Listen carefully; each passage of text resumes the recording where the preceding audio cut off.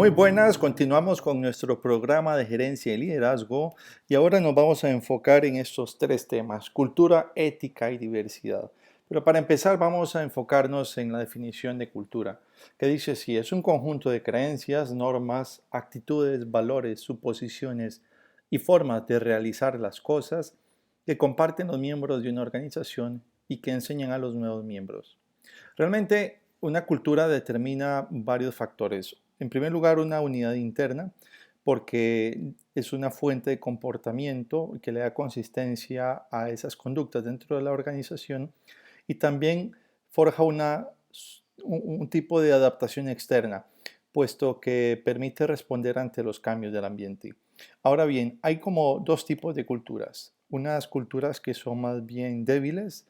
Esas culturas débiles son las que de alguna forma hacen ver que el desempeño se ve afectado precisamente porque no son lo suficientemente robustas o porque no se cumple lo anterior, porque no permiten dar una cohesión interna ni tampoco saben o permiten enfrentar digámoslo así, adversidades del ambiente. Y luego tendríamos las otras culturas que son más bien altas y que son una fuente de desempeño elevado. ¿Por qué? Porque se supone o se entiende que una cultura le permite dar al negocio o a la organización unos principios claros y explícitos de acción, de tal forma que al asignarle ciertos valores le revisten de una eficiencia mayor. Para ejemplificar estos aspectos culturales y también su dimensión ética, quise utilizar una película que es un clásico para mi gusto y es El Gladiador. Utilizaremos tres extractos. Nada más me permito explicar un poco el contexto. Tenemos tres personajes. El primero es Marco Aurelio, filósofo y emperador, que busca un sucesor para instaurar la república y restar al emperador, a su sucesor, del poder que él tenía, porque sabía que podía conllevar una serie de daños para Roma. Cómodo, que es Joaquín Phoenix, actor ya conocido, que es su hijo y que desea ser el emperador y espera con toda, digámoslo así, sus fuerzas que su padre le ceda el trono y por tanto ve a los políticos como un obstáculo. Y Máximo, que es Russell Crowe, quizás es la película donde salta la fama, que es el líder del ejército que vence en la batalla contra los germanos. Y eso le consolida en su posición. Estamos en el siglo IV antes de Cristo, la dinastía de los Aurelios, por tanto se asumía o la costumbre era que la sucesión del emperador no era tanto por consanguinidad como por idoneidad. Y esta película de alguna forma genera una ficción para explicar por qué eso no sucede así. Veamos.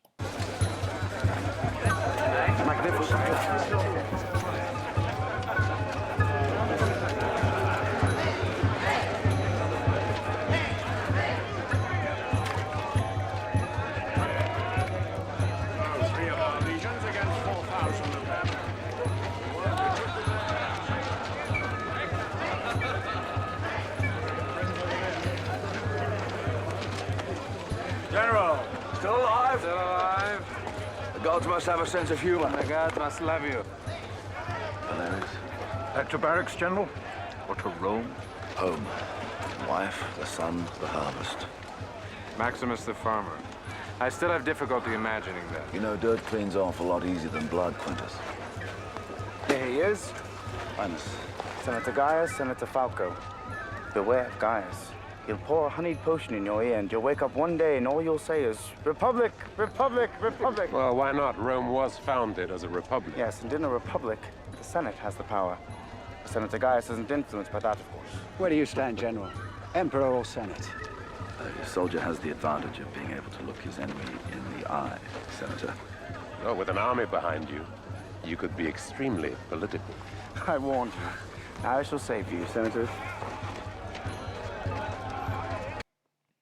Esta escena es el preámbulo de lo que va a suceder después y que nos presenta ante lo que será el futuro líder de Roma, cuando Marco Aurelio se ausente o no pueda continuar en vida. Entonces, el papel del líder es muy importante en la medida en que puede cambiar o modificar políticas, normas, prácticas, programas, en fin, como se quiera ver, de manera que se generen acciones sustanciales y que modifiquen o preserven la cultura, dependiendo de lo que se desea. Entonces, esas acciones sustanciales, que son las que podemos ver en esta filmina, ayudan a alinear los valores y principios culturales de todas las personas que se encuentran dentro de la organización o en este caso dentro de una república o un imperio. De tal forma que se procura promover dentro de todas las personas que están influyendo en esa cultura una serie de actitudes y comportamientos. Hay otras acciones que son simbólicas. Esas acciones simbólicas permiten a los líderes influir en las conductas, pero de una forma efectivamente visible, pero al mismo tiempo que se celebre, es decir, que sea reconocido como un triunfo. Y esto es lo que acabamos de ver. Ciertamente, Cómodo es el hijo de Marco Aurelio, pero el principal, digámoslo así, autor o a quien se podría ver como el más idóneo para asumir el rol de transformar Roma es más bien Máximo. Veámoslo ahora. I envy you, Maximus. It was a good home. Worth fighting for. There is one more duty that I ask of you before you go home. What would you have me do, Caesar? I want you to become the protector of Rome after I die. I will empower you to one end alone, to give power back to the people of Rome and end the corruption that has crippled it.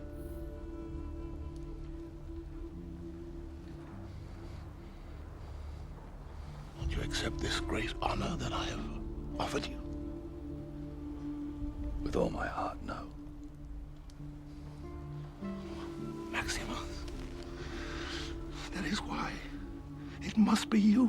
But surely a prefect, a senator, somebody who knows the city, who understands her politics. But you have not been corrupted by her politics.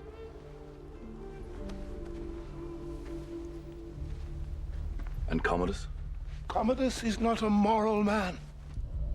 You have known that since you were young. Commodus cannot rule. He must not rule. You are the son that I should have had. Commodus will accept my decision. But he knows that you command the loyalty of the army.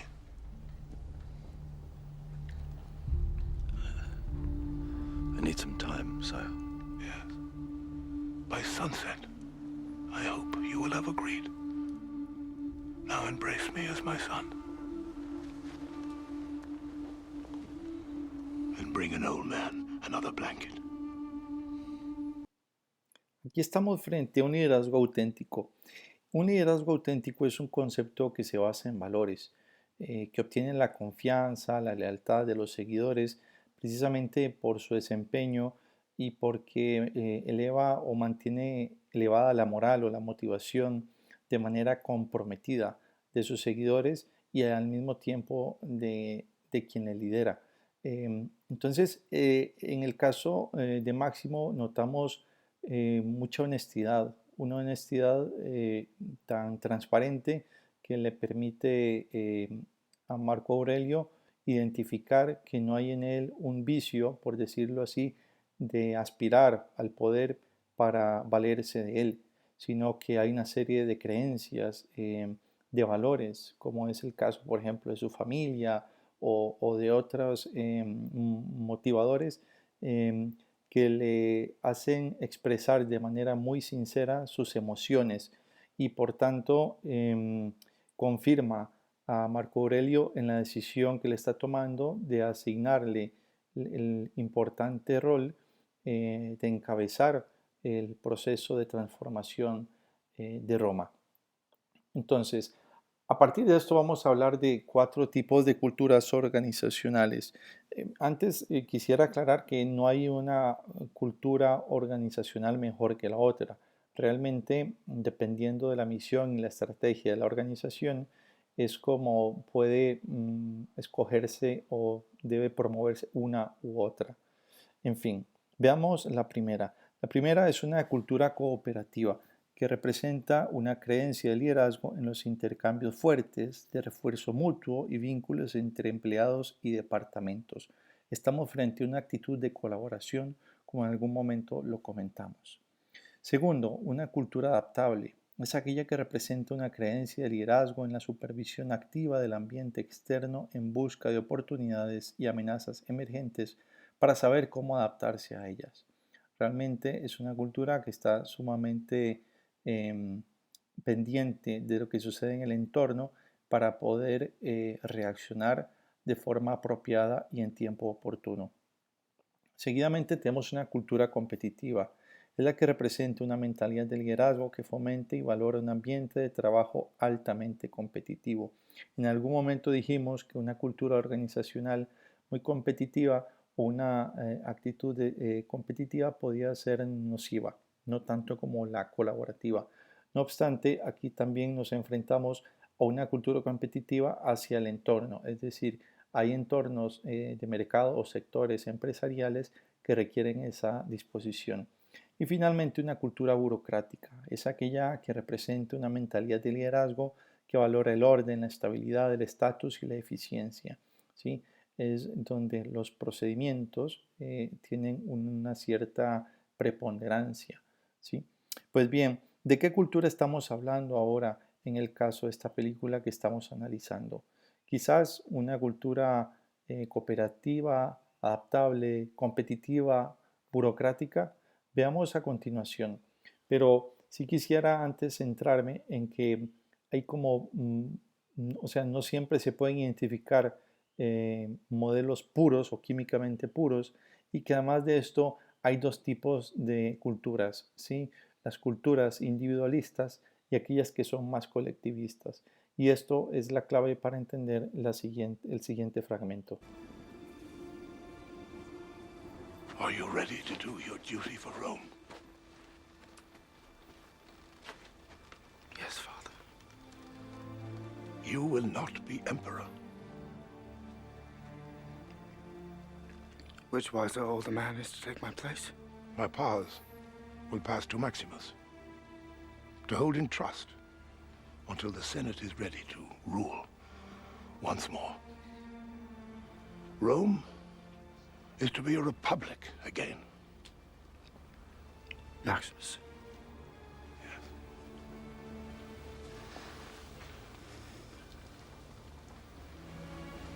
My decision disappoints you? You wrote to me once, listing the 4 chief virtues: wisdom, justice, fortitude, and temperance. As I read the list, I knew I had none of them. But I have other virtues, Father. Ambition. That can be a virtue when it drives us to excel. Resourcefulness, courage. Perhaps not on the battlefield, but there are many forms of courage. Devotion to my family, and to you. But none of my virtues won your list. Even then, it was as if you didn't want me for your son. Oh, Commodus. You go too far. I searched the faces of the gods for ways to please you, to make you proud. Bien, como nos damos cuenta, hay una disposición de Marco Aurelio hacia la colaboración, pero de parte de Cómodo hay más una actitud de competencia, ¿Por qué? Porque, bueno, en él hay una actitud egoísta, más individualista, y no tanto pensar en el bien de la colectividad y en este caso de una nación. Ahora bien, en ocasiones este tipo de, digámoslo así, de valores se hacen más explícitos a través de documentos, procedimientos. Por ejemplo, en las organizaciones se utilizan los códigos de ética, los comités de ética, y se procura divulgarlos. En el caso de un país o una nación, estamos hablando de políticas, ¿sí? De normas. En todo caso, lo que vemos aquí es una lección, ¿sí? De ética, de integridad, y que realmente nos permite entender que el liderazgo, así como la cultura y otro componente que vamos a abordar ahora, la diversidad, tiene una trascendencia muchísimo más elevada de la que podríamos a veces intuir.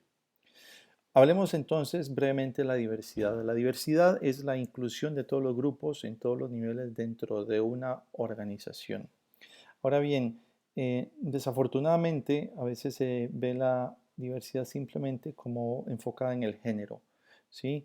Que es un componente, efectivamente, pero hay otros aspectos más amplios o que enriquecen muchísimo este concepto. Por ejemplo, la etnia, la religión, las preferencias sexuales, el origen socioeconómico, las capacidades o discapacidades de las personas, la escolaridad, experiencia, el aspecto, la edad, en fin, estamos hablando de que el concepto de diversidad es bastante más rico de lo que tradicionalmente escuchamos. Y esto lo digo porque en el ámbito de los negocios y de las empresas, el concepto de diversidad tiene un valor muy plural, ¿sí? Ciertamente hay a veces una influencia ideológica, como la hemos visto en muchos campos, pero en este, digámoslo así, análisis, que es el que nos corresponde ahora, el de una organización, tiene muchísima amplitud, ¿sí? Y eso quisiera como que quedara muy claro a la hora de concluir esta sesión. Ahora bien, hay barreras para que la diversidad se implante. Como vimos, Cómodo realmente había cerrado las puertas a todas aquellas personas que no estuviesen dispuestas a seguir en sus deseos o, dicho de otra forma, su avaricia, su ambición y sus caprichos, tal y como él había escrito a su padre. Pero bien, aquí lo que vamos a ver es que hay barreras tales como el etnocentrismo, es decir, el centrarse en uno mismo, y hay valores o subculturas propias en las organizaciones que impiden entonces estar pendiente de los principios y las aspiraciones de terceros.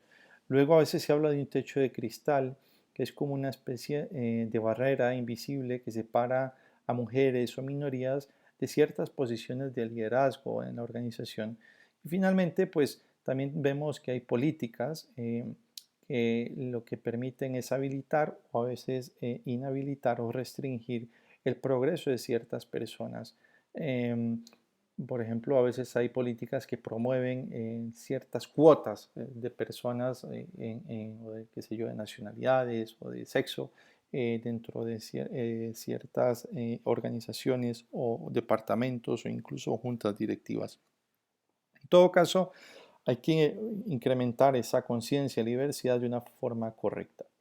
Bien, para concluir, quisiera revisar estos conceptos que básicamente son los tipos de cultura, y veamos el punto 11 que habla de Google como una compañía donde se permite la flexibilidad y buscar soluciones a los problemas del cliente.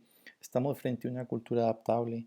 Luego, una compañía donde existe una forma de hacer las cosas y los gerentes mantienen firmes esas prácticas porque ven allí la eficiencia y el modo de mantener costos bajos.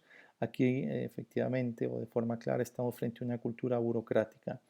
En el punto 13 dice que en nuestra industria cada sección causa una contracción por parte de los competidores y se les sigue de cerca para garantizar que no se roben a los clientes. Esto es una cultura totalmente competitiva. Y finalmente, pues que un negocio familiar, al ser pequeño, se quiere que los colaboradores se apoyen unos a otros y compartan ideas e información. Esto es claramente una cultura colaborativa. Pues bien, o cooperativa. Muchísimas gracias. Estaríamos próximamente abordando la siguiente temática y me extendí un poco porque creo que el tema lo ameritaba. Estamos en contacto.